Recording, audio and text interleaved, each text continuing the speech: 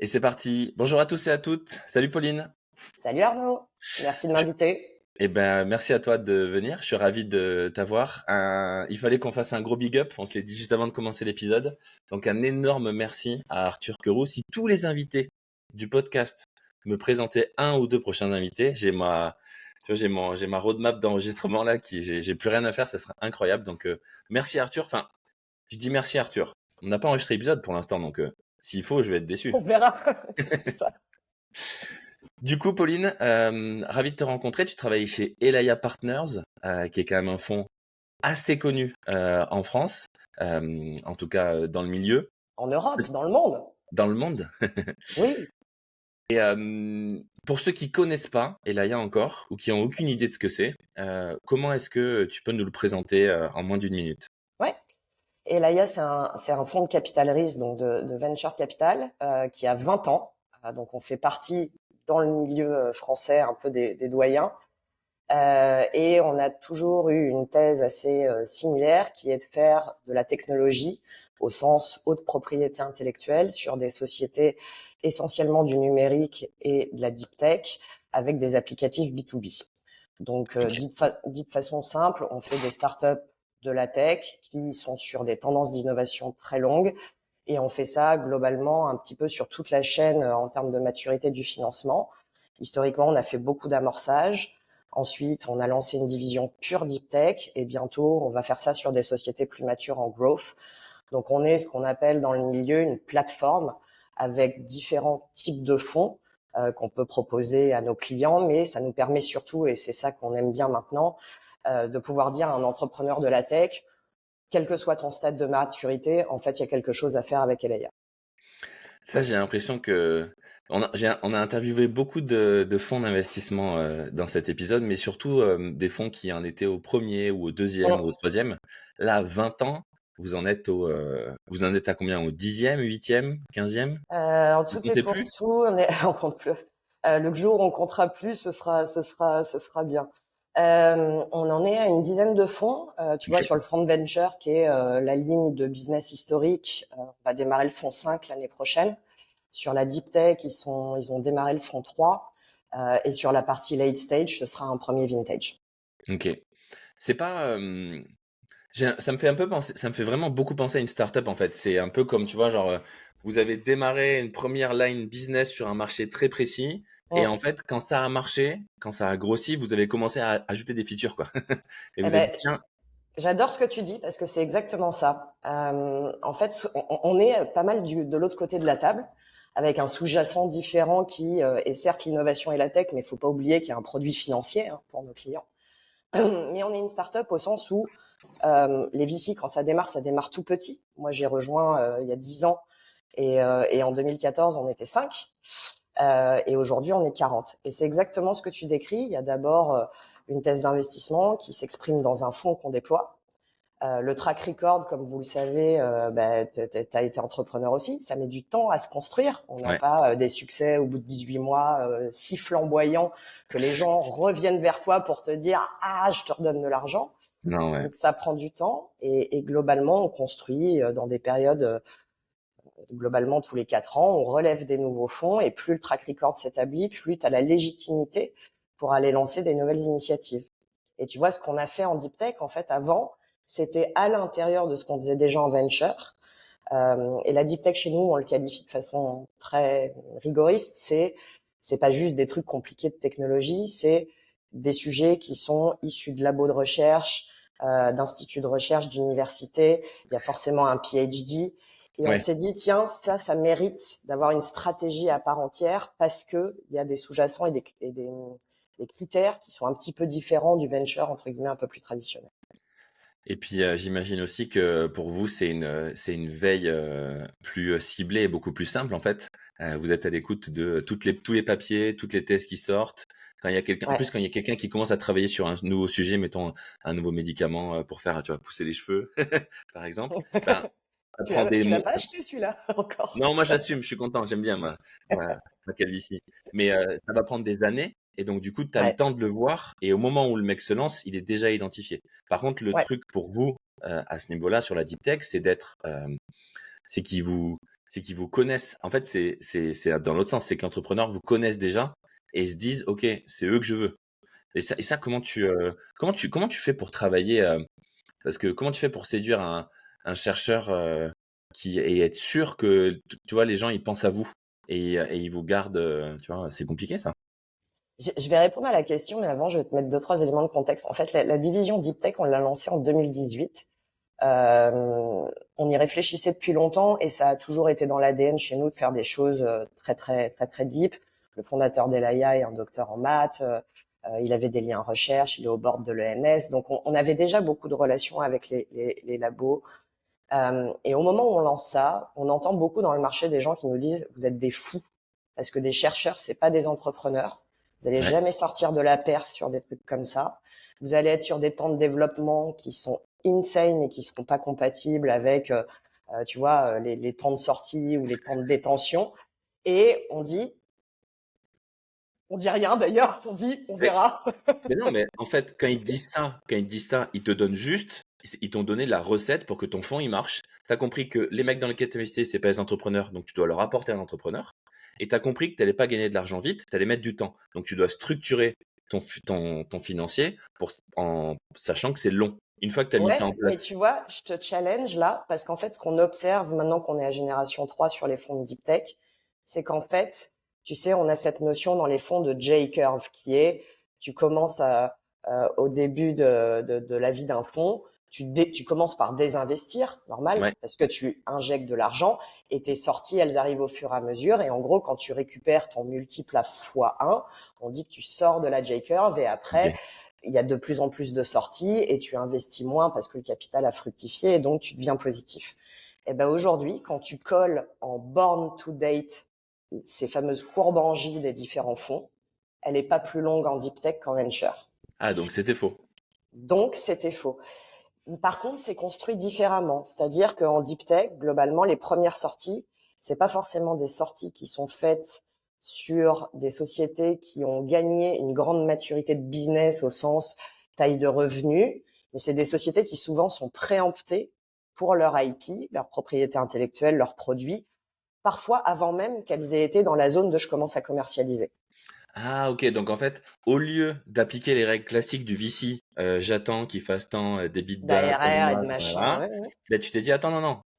Qui c'est qui va, en fait, c'est ça aussi qui est intéressant dans Ouais. le métier du VC qu'on oublie, c'est toi, on va dire, je vais comparer, tu fais le marché de Rungis, tu achètes des légumes, tu vois, et Hum. c'est des startups, et tu dis, ok, qui c'est qui va m'acheter mes légumes et quand? Est-ce qu'il faut que je les fasse mûrir Eh plus? Est-ce ben, qu'il faut que je les prépare? en deep tech, il y a des exits et des rachats qui se font sur des tomates vertes, pour Voilà, ouais, reprendre mais, ton image. mais sur le potentiel que ça peut avoir. Et donc, du coup, comment vous avez fait pour, après, tu me dis, votre fondateur, il avait déjà les pieds dedans, mais c'est c'est pas vous y connaissiez rien à ça. Comment tu rencontres tous ces labos et comment tu sais que, enfin, parce que du coup, autant dans votre monde de VC, tu vois, tu investis dans une startup tech, SaaS, très bien. Elle a des clients, elle fait du revenu, elle fait de la RR, elle grossit. Elle arrive à un certain niveau, tu sais très bien Ouais. les autres fonds qui arrivent après toi et ensuite après eux, c'est l'IPO. Tu Hum. les connais tous. S'il y en a un nouveau qui se monte, vous le rencontrez.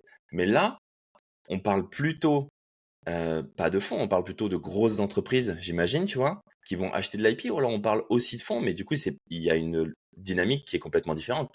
Ouais. Ce marché-là, vous n'y étiez pas dedans. Alors, on avait des relations proches avec pas mal de labos et après, on les a un peu plus formalisés. Le premier fonds de Deep Tech, on l'a fait avec Paris Sciences et Lettres, qui est un consortium d'universités, et de labos et d'instituts du centre de Paris. T'as plein de grands noms là-dedans et de super médailles Fields et de PhD qui sortent. Et le deuxième fonds, on l'a fait avec l'INRIA, tu sais, qui a plusieurs antennes un peu partout en France. Et le troisième fonds, ils sont en train de réunir ces deux groupements Ok. et en ajoutant aussi à niveau européen. Donc, ce qui est hyper intéressant, c'est qu'on est parti d'un truc 1 où on avait une relation entre guillemets proche à une relation 2 et aujourd'hui à une espèce de fédération de labos et d'instituts en Europe. Tu vois, on fait rentrer le Barcelona Supercomputing Center, on fait rentrer des labos en Allemagne. Et donc, il y a une espèce de mouvance où, en fait, la deep tech peut pas être juste isolée au sein d'un seul labo de recherche, d'une part parce que sinon on n'est pas compétitif versus d'autres géographies, les US ou l'Asie. Et deuxième sujet, t'as pas un deal flow suffisant pour faire un fonds sur la base d'un seul labo. Donc ça, c'est le premier truc. Et ensuite, la façon dont c'est à la fois difficile et facile, c'est que du coup, tu as un accès privilégié à ces sociétés-là. Donc ça, c'est la partie facile. Mais la partie difficile, c'est que c'est pluridisciplinaire. Moi, je fais partie des équipes de venture dans le software. On fait du soft. Eux, ils traitent des sujets dans la santé, dans la biotech, dans la medtech. Ils traitent des sujets dans l'industrie. Ils traitent des sujets dans les matériaux. Ils traitent, tu vois, un paquet de trucs. Donc, c'est des équipes qui sont très pluridisciplinaires avec des gens qui viennent de l'industrie eux-mêmes ou de l'entrepreneuriat. Et donc, c'est des équipes qui doivent être véritablement expertes parce que la difficulté ici, c'est d'arriver à mesurer la vraie qualité de l'IP vu que t'as pas de chiffres et pas d'Excel sur lequel t'appuyer, quoi. Eh ben, c'est exactement ce que j'allais te demander. Je cherchais son nom en t'écoutant. Il y a l'histoire ultra connue là de cette entrepreneuse dans la deep tech qui a fait un scandale parce que elle a fait croire à tout le monde qu'elle avait une IP sur un médicament. Ah, j'ai oublié son nom là. Il y a même Ouais, un je l'ai film. aussi. Oui, oui. Et du coup, comment tu fais pour te prémunir? Enfin, vu que vous avez aucune compétence là-dessus, et tu Mais me si, dis, arrête. non, mais je veux dire, c'est pas votre.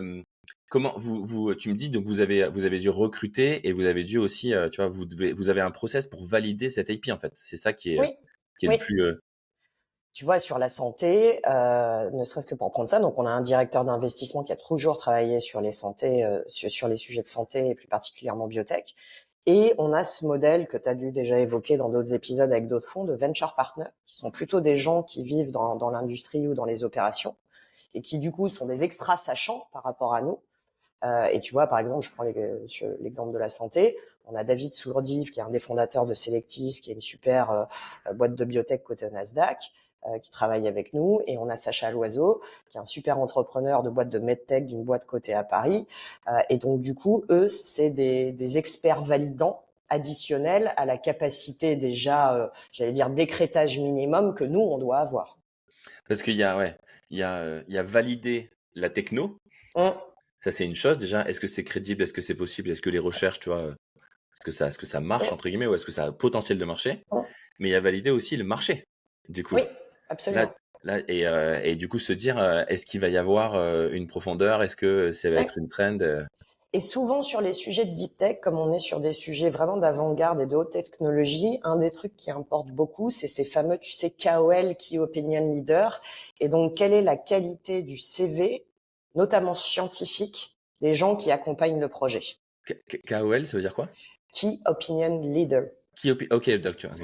Et D'accord. particulièrement dans la santé, quelques autres sujets. Tu vois, par exemple, bah, tiens, on va faire un peu l'actualité d'Elaya. On a annoncé hier le rachat d'une de nos boîtes qui s'appelle Sonio, qui s'est fait racheter par une branche de Samsung. OK, Quand on félicitations. a cool, ouais, on dit qu'il n'y a pas de M&A en ce moment. Heureusement, il y en a encore un peu. Et puis en plus, le deal est très chouette. Et tu vois, au moment où on investit, c'est une société qui fait des technologies de diagnostic prénatal. Bon, bah t'as le boss de la division qui va bien à Necker, qui travaille sur le projet. C'est une forme de validation. C'est des gens qui, au travers de leur position professionnelle ou de leur track record scientifique, amènent entre guillemets un espèce de tampon en disant si les gars s'intéressent à ça, c'est que c'est pas complètement fumé, tu vois. OK, d'accord. Donc, et quand vous avez investi dans cette boîte-là, Deep Tech, du coup, vu que ça fait Mmh. partie de vos critères, est-ce que tu identifies déjà avant de mettre un ticket à qui tu vas revendre et quand?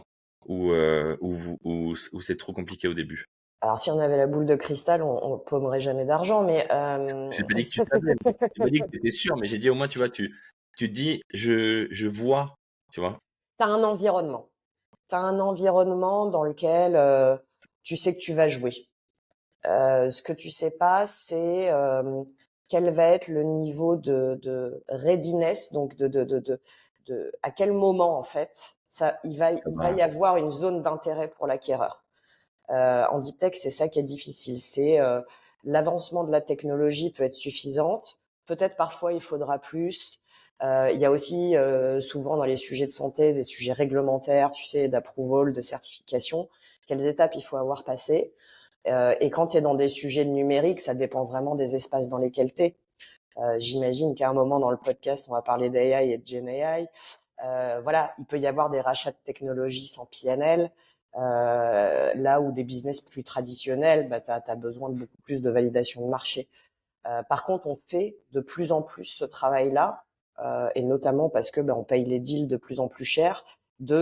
La sortie, c'est pas au petit bonheur la chance, quoi. Il faut vraiment qu'on soit dans des environnements, qui soient actifs en consolidation, des environnements d'acquéreurs qui payent des prix qui sont des prix de start-up où on fait de l'argent. C'est-à-dire qu'en gros, si on est condamné à vendre des boîtes à des gens qui se valorisent eux-mêmes 3 fois l'EBITDA et qui par nature vont avoir ce mode de pensée quand ils vont regarder tes sociétés, fatalement t'es pas bien, quoi. T'as pas d'EBITDA, donc. Voilà. Et puis quand bien même t'en as 3 fois, c'est pas assez.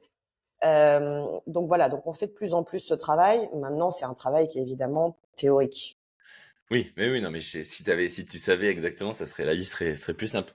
Et d'ailleurs, en parlant de donc ces entrées et de ces sorties, moi, j'aimerais bien parler un peu chiffres, avoir des ordres de Ouais. grandeur. Tu rentres dans ces sociétés-là, donc combien vous mettez à quelle valorisation à peu près? J'imagine que vous prenez dans les 20% de la société. Ça doit être les mêmes règles en VC un peu classique. Et vous devez mettre quelques millions à votre niveau, c'est ça? Ouais. Alors, je vais parler des fonds de venture, ce sera peut-être un petit peu plus large. Tu vois, moi, dans mes gammes de fonds, on va du pré-seed à la série B. Ok, Et on a des fonds qui font à peu près 200-250 millions de taille. Et le tirage standard d'un fonds, c'est de l'ordre de 25 boîtes, à peu près. ok. Évidemment, on met pas le même premier ticket dans un pré-seed que dans une série B. Dans un pré-seed, on va démarrer à quelques centaines de K euros ou 1 million et demi. On fait pas des tout petits tickets du type, tu sais, les options, les trucs très optionnels que d'autres fonds avec des modèles différents peuvent faire. Pourquoi? Parce qu'on est lead, on prend des board seats, on passe du temps, on met de la sueur. Et si je déploie 250 000 euros dans une boîte, pour moi, c'est la sueur que je vais dépenser, c'est pas assez par rapport au skin in the game que je vais mettre. Donc pré-seed, je dirais, allez, 1 pour faire simple, jusqu'à la B, où globalement, on peut monter jusqu'à 15 millions en premier chèque. Et ça, c'est ce qu'on appelle la construction de ton portefeuille. Et après, il y a toute la gestion où, chez Elaya, peut-être on est un petit peu plus lourd là-dessus par rapport à nos confrères. On est assez asymétrique. On a beaucoup de réserves. On a plutôt tendance à mettre plus d'argent en refinancement, ce qu'on appelle les follow-on, qu'en primo-investissement. Ok. Et ça, Pourquoi? c'est des choses qu'on a apprises sur les premières générations de fonds, quand on a testé la performance, en disant voilà, et si on avait eu plus d'argent, et si on n'avait pas fait telle bêtise, et si machin. Donc en fait, quand les fonds sont terminés, on les backtest en disant bon là on a fait une ânerie. Tu vois, dans le premier fonds d'Elaya, qui est un fonds 2003, il y a une quinzaine de boîtes, et dedans il y a Criteo. Ok. On fait l'amorçage de Criteo, on est le premier investisseur français. La boîte a IPO en 2013, on a encore plus de 10%, et la IPO se fait à 2 milliards. Donc t'imagines le retour absolument Pas mal. incroyable et démentiel. Et donc le fonds est évidemment très performant. Les LP sont contents, c'est super. On se dit, ouais, mais attends, ça c'est cool, mais on a fait des bêtises aussi dans ce fonds-là.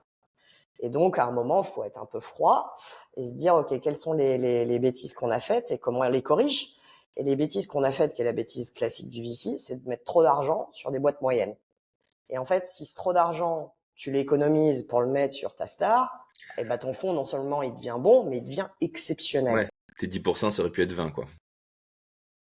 Mais 10%, ça aurait pu être 20. Ouais, mais on a commencé à 20. C'est juste qu'au fur et à mesure des tours, tu te fais un peu diluer. Au bout d'un moment, tu peux pas suivre.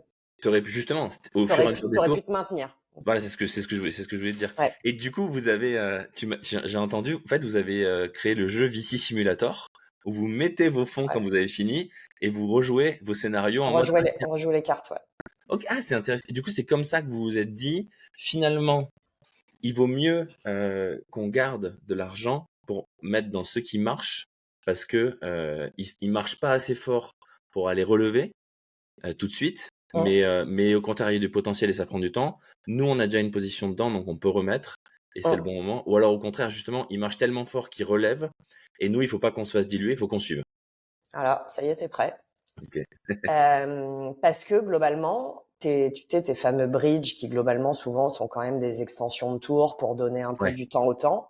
L'erreur classique, c'est d'en faire un parce que la société en face te dit, bah voilà, j'ai pas fait mon budget, mais tu sais, le contrat avec Thales, on va le signer, allez, dans 4 à 6 semaines, c'est bon.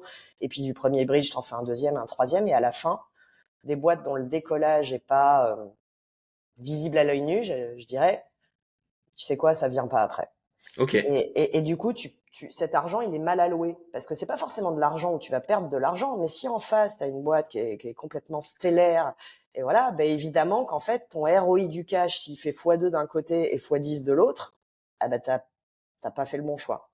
Et donc, on a introduit cette notion, et d'ailleurs, on le dit aux entrepreneurs, et tu vois, on investit dans Vibe, et au moment où on investit avec Arthur, je pense que je lui fais cette même phrase, qui est de dire, sois rassuré, l'argent d'Elaya que tu vas recevoir sera jamais le dernier.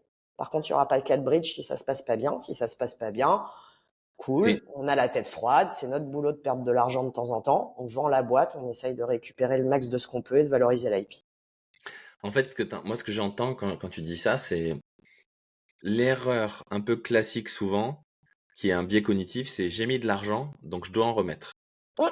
Et alors qu'en fait, non, toi, ton métier, c'est pas de créer des PME innovantes ou des entreprises qui font du chiffre bien. Ton métier, c'est d'être au board, d'être en prise de capital d'entreprises qui vont exploser.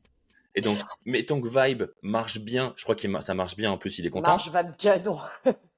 Mais tant que ça explose pas, c'est pas là. Et donc, toi, c'est pour ça que tu décides pas de faire des bridges. Toi, tu dis à tes On boîtes, en fait, attends, oui, on en fait. Quand je dis le premier argent n'est jamais le dernier, on fait toujours un bridge. Par contre, on fait pas un bridge. En fait, le bridge qu'on n'aime pas faire, c'est le bridge qui donne juste du temps au temps.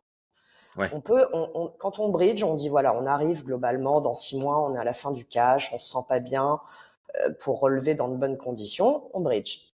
Par contre, le bridge, il est soit on récupère une trajectoire VC compatible, c'est-à-dire dynamique, un peu boostée à la croissance, avec des qualités de métrique qui sont celles dont on a besoin, soit on n'y arrive pas, et auquel cas, on aura encore 12 mois pour trouver un M&A positif. ok. Et justement, en parlant de M&A, parce que c'était ma question d'avant, on a un peu dérivé. C'est quoi les ordres de grandeur quand vous sortez, donc j'imagine que vous essayez de sortir plutôt à l'IPO, ou alors est-ce que c'est vraiment en fonction des boîtes, ou est-ce que vous avez une règle de sortie? On a commencé à le toucher sur le truc d'avant. Quand tu disais, vous faites le VC Simulator. En fait, on a un outil en interne qui est basé sur du Monte Carlo pour faire à la fois le design des fonds et aussi du portfolio management. Parce que tu peux pas avoir le même comportement en fonction de la trajectoire des sociétés et du stade auquel tu es rentré. Et donc, ce qu'on fait, c'est de calculer en permanence quel est le meilleur comportement adapté par rapport à l'étape de vie d'une boîte, et donc avec ses étapes passées, et ce qu'on peut projeter de ces étapes futures.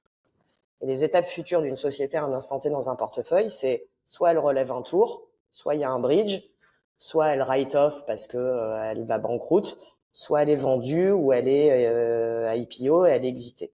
Et ça te crée un arbre de probabilité. Et donc nous, dessus, on fait du tirage aléatoire sur ces types de scénarios et on se dit, bah, celle-là, en fait, là où elle en est maintenant, on serait mieux au prochain tour à faire un petit peu des investissements et donc à vendre un petit peu en secondaire parce que la probabilité d'aller chercher ça et ça est pas si élevée. Celle-ci, au contraire, on est sûr que c'est tellement le home run du fond qu'il faut y aller jusqu'au bout et piler jusqu'au bout. Tu peux choisir parfois de dérisquer en cours de route. Tu vois, un truc intéressant, je pense qu'Arthur te l'a raconté. En fait, Vibe, c'est une petite fille société de la société précédente qui était Kimantix. Mm. Et Kimantix, en fait, ça s'est fait en 2 fois. On a un moment vendu une partie des actifs, où on a returné de l'argent très bien, tu vois, pas x2, quoi, plus. Mais on voulait pas en rester là. Par contre, ça a été une étape de liquidité et de performance intermédiaire avec un peu d'ingénierie financière. Et derrière, avec Vibe, on recommence tous ensemble dans la même configuration et le même truc. Et là, on va chercher une potentialité bien supérieure parce que la boîte a un market fit meilleur. Je vois, je vois. Tu as dit tout à l'heure que vous investissiez des tickets à 150 000, 500 000 en pré-seed, Ouais. si je dis pas de bêtises. Okay. Euh, est-ce que vous le faites dans des first-time founders ou c'est que des repeat entrepreneurs? Non, non, bien sûr, on le fait et a fortiori dans les équipes de deep tech, souvent les chercheurs, c'est des first time entrepreneurs. OK. Ah oui, donc plutôt dans les sujets deep tech, Mm. parce que du coup, ça vous permet de mettre un petit peu pour commencer à voir sans jamais trop s'engager Mm. et potentiellement, et souvent j'ai des VC qui me disent, parce que là tu me parles aussi de, on y croit, on va y aller à fond. J'ai des VC qui me disent: «Les positions qui performent le plus, c'est celles où on n'est pas d'accord entre GP». Ouais, c'est marrant. Entre décideurs. Est-ce que c'est le cas chez vous aussi? Est-ce que ça se passe aussi comme ça quand toi tu c'est toi qui a un siège, au bord d'une boîte et tu crois dur comme fer, tu vois que c'est en train d'exploser. Mm. Est-ce que tu vas consulter, vous êtes plusieurs, tu vois, et tu prends d'autres avis autour de toi pour faire ça? Ou est-ce que Au sein du board ou avec les autres partenaires d'Elaya? avec les autres partenaires d'Elaya? Ah oui, oui. Ah bah attends, alors un VC, c'est pas Pauline fait ses deals, Samantha fait ses deals, Marc fait ses deals et à la fin on fait la somme des gens. Hein. Non, non, bien sûr. Heureusement, la vache, il devrait pas avoir confiance en moi sinon tu vois. Non, non, bien sûr. On a évidemment, bah, tu sais, les fameuses grandes réunions du lundi qui sont un peu le cérémonial dans tous les fonds. Évidemment, on a des comités d'investissement. Les décisions sont prises en fonction des fonds à plus ou moins grande majorité. C'est collégial.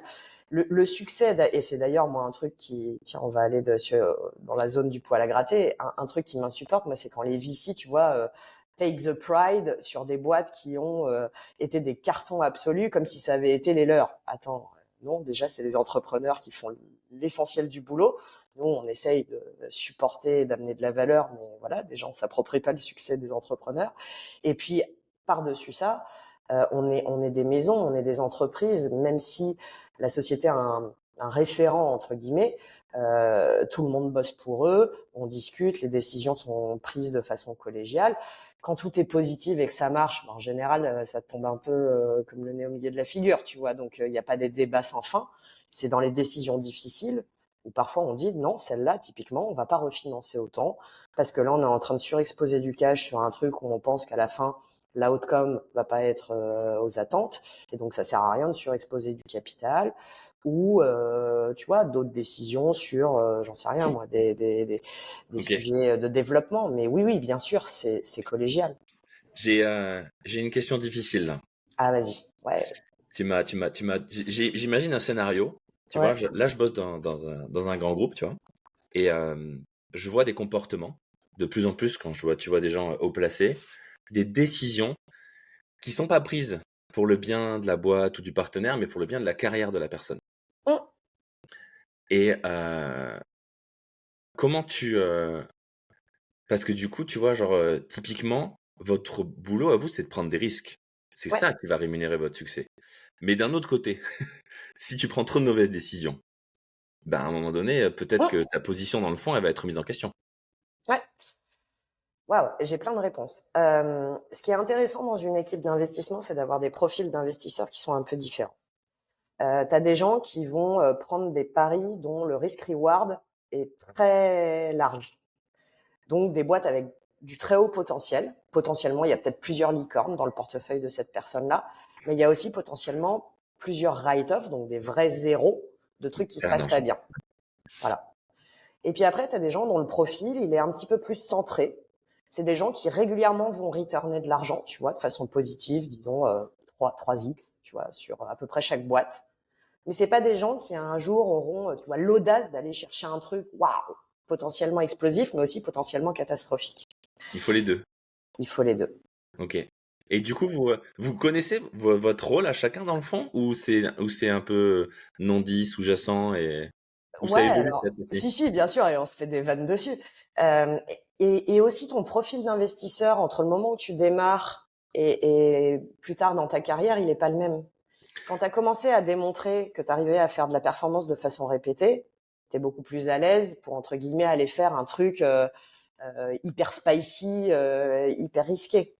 Ah, tu vois, Donc, j'aurais plutôt dit l'inverse. Tu vois, j'aurais dit, les jeunes VC, ils ont tendance à prendre des risques, à y aller parce qu'ils veulent faire leurs preuves, et les «vieux VC» entre guillemets, bah, alors, ils je ont un peu sais pas dans quel cas tu me mets, alors attention, tu vois. Je t'ai mis dans aucune case. Moi, je parlais pas de toi, hein. Non, mais j'avais l'impression que tu vois que le comportement, il était plus au contraire. La sagesse, l'expérience fait que tu vois, genre on s'emballe moins et on est au contraire. Ou alors peut-être que du coup, toi, ce que tu me dis, c'est au contraire. J'ai plus d'expérience et donc j'ai plus l'habitude. Donc là, je peux prendre des paris plus risqués aussi parce que j'ai prouvé ma valeur et que maintenant je peux me permettre de faire Ouais. des erreurs. Et c'est hyper intéressant ce que tu dis parce que oui, en effet, les gens de plus jeune génération ont plutôt tendance à nous dire allez, faut y aller. Ouais, mais quand tu fais le deal et que tu le signes et que du coup il est attaché à ton nom et que tu sais que tu seras mesuré en track record dessus, tu deviens beaucoup plus risque adverse que ton discours théorique. Et c'est en ça, du coup, c'était ça ma question. Euh, c'est quand même compliqué de trouver des profils comme toi qui vont arriver à prendre ce risque en ayant conscience que ce que tu es en train de signer, c'est peut-être ça qui va mettre la fin à ta carrière. Enfin, Ah j'exagère. oui, bah si, oui, mais si tu veux pas accepter ce truc-là, là faut changer de job. Mais Ben, ma question, c'est comment tu fais pour... Parce qu'en fait, hein, je me dis, peut-être c'est moi qui ai tort, mais je me dis au fond de toi, il y a un truc qui va t'inciter à faire la perf sûre. Ou alors non, oui, t'es là pour le jeu, t'es là pour le game. Un peu comme il dit Jean de la Rochebrossard souvent, il dit moi je suis pas là pour faire du 3 moi je suis là pour gagner, je suis là pour ouais. faire le fois 100, le fois 1000 quoi. Alors après quand tu dis t'es pas là pour faire du 3X, tu sais le venture en France, il y a pas beaucoup de gens qui returnent du 3X sur tous les fonds, hein. Notre boulot et tu vois Kima et nous on fait pas exactement la même chose et les deux modèles sont très bien, ils sont très performants, mais nous on a beaucoup de clients qui sont des institutionnels et qui sont des gens, tu vois, enfin, la difficulté de notre métier, c'est qu'en gros, on prend une décision à un instant T, on en voit l'impact à peu près à 7, 8 ou 10 ans.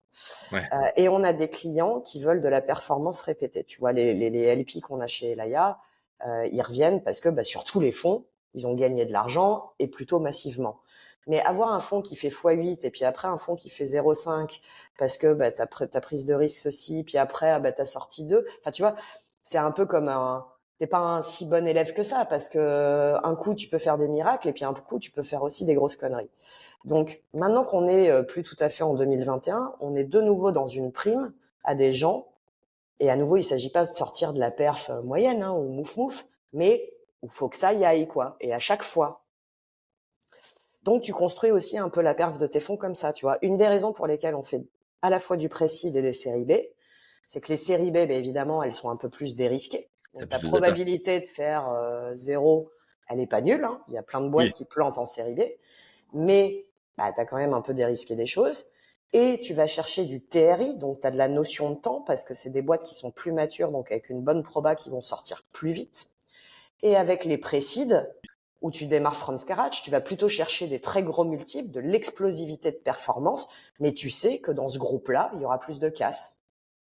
Et donc, on gère les deux, parce que tu sais, on est mesuré en multiples, combien de fois on a rendu l'argent qu'on a investi, mais on est aussi mesuré en TRI, c'est-à-dire en annualisé, c'est quoi le rendement. T'as commencé à parler de TLPs, tu me fais une bonne transition. Tout à l'heure, tu m'en as parlé, je suis désolé, je pense pas qu'on parlera de JAA et d'AI, ça me saoule. Oh, chouette.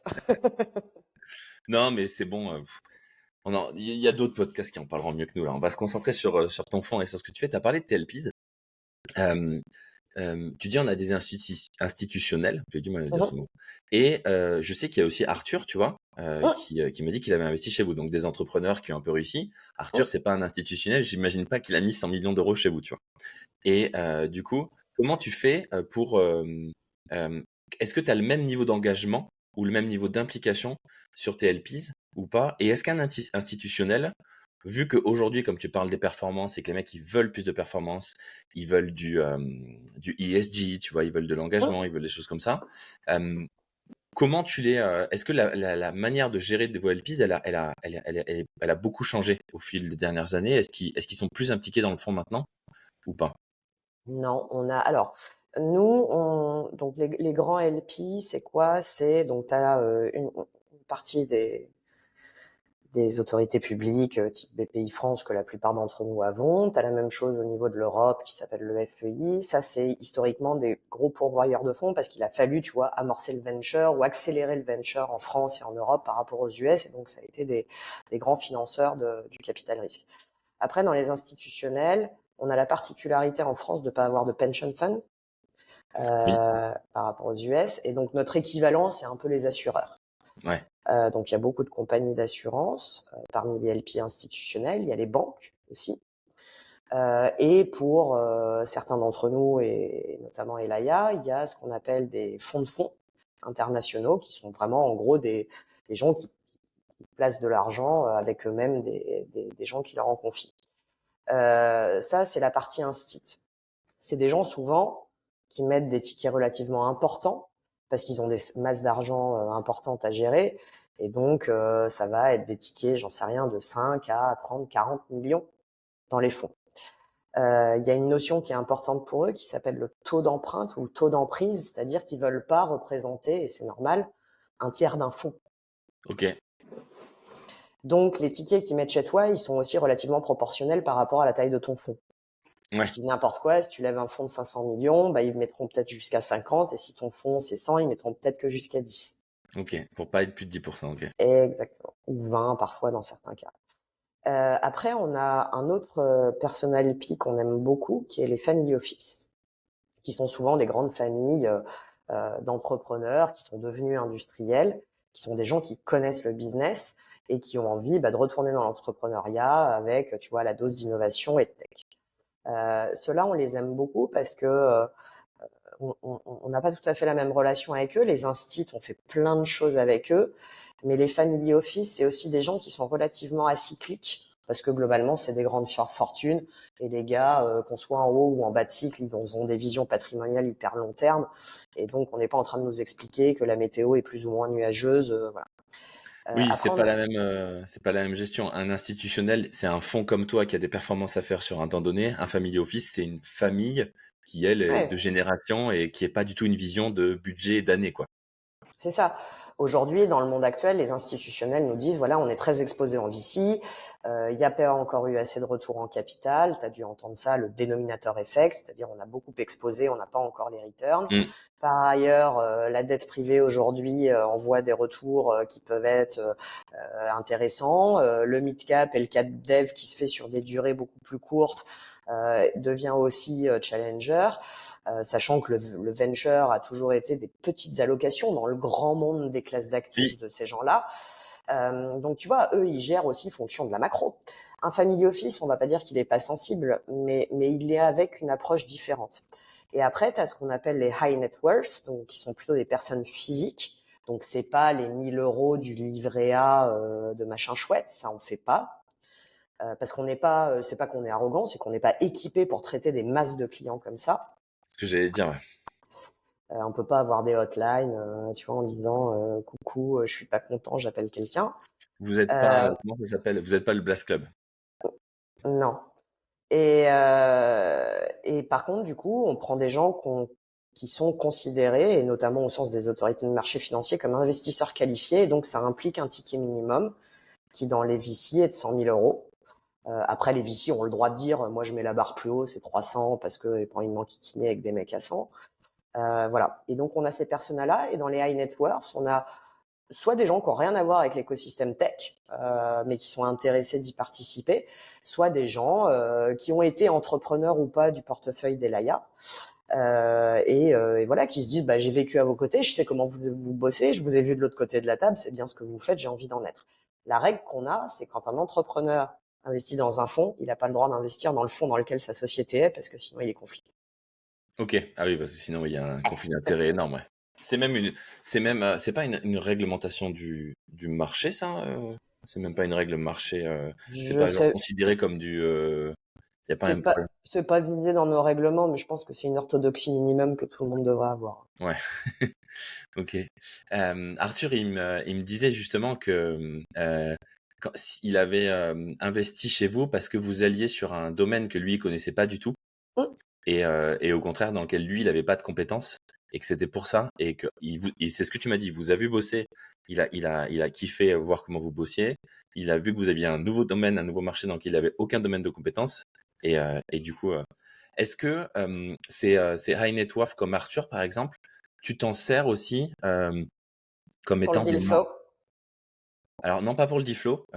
J'imagine que ça doit t'amener du deal. Enfin, ça c'était pour moi c'était évident qu'il Ok. t'amenait du deal parce que lui, tu vois, typiquement, il investit ailleurs, donc Ouais. c'est sûr qu'à un moment donné, il doit vous ramener du deal. Mm.